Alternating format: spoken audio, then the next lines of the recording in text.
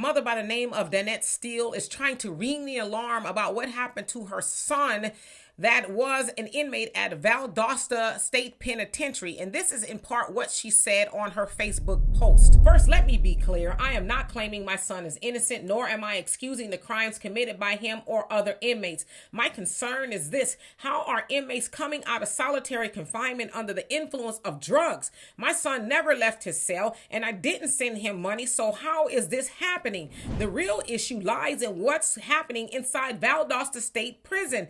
There's an ongoing investigation called Operation Skyhawk, where the former warden was fired in July of 2024 for allegedly allowing his employees to sell drugs, abuse, and even rape inmates under his watch.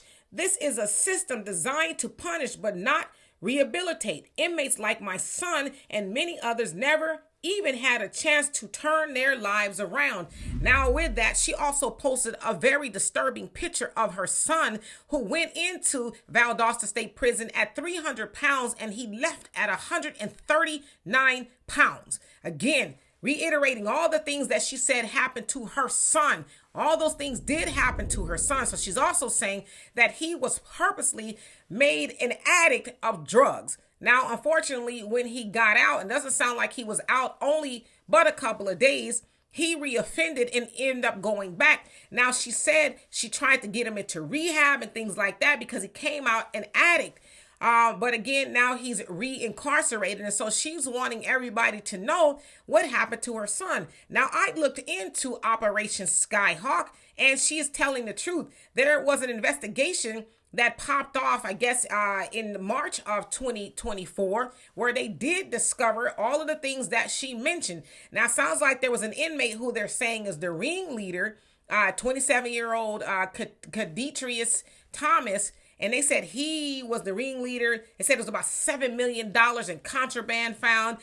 There was over 7 correctional officers that were involved in this enterprise. They said they arrested about 150 people, whether it was inmates, correctional officers, or civilians that were involved with this ringleader's plot, right? Said it was cell phones, drugs. As they said, there are sexual assaults going on in there. And they're saying under the watch of the warden, again, who was fired. So she's telling the truth about that. But the sad part is that's not only happening in Valdosta. It's happening everywhere throughout the prison system in the United States. And yes, the wardens often know.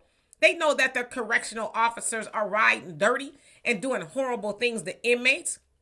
I just talked about on the Emancipation Media, Robert Brooks, who was murdered in Marcy Correctional Facility there in New York, where we saw all those correctional officers beat him to death while a nurse watched in the infirmary. So this is not news, right? It's not new, but yeah, they often sweep these things under the rug. But here's this woman saying, help me raise awareness about what they did to my son.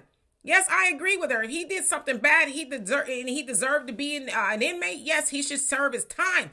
But that time does not mean that he should be assaulted and made into a drug addict. Something's got to give. So I want to do my part and spread the word. If y'all would share this so others would know, and we could somehow hold these prisons accountable and say your secret is no longer held within the walls of those prisons. Everybody knows what you guys do and you allow to be done to inmates who are just there serving their time.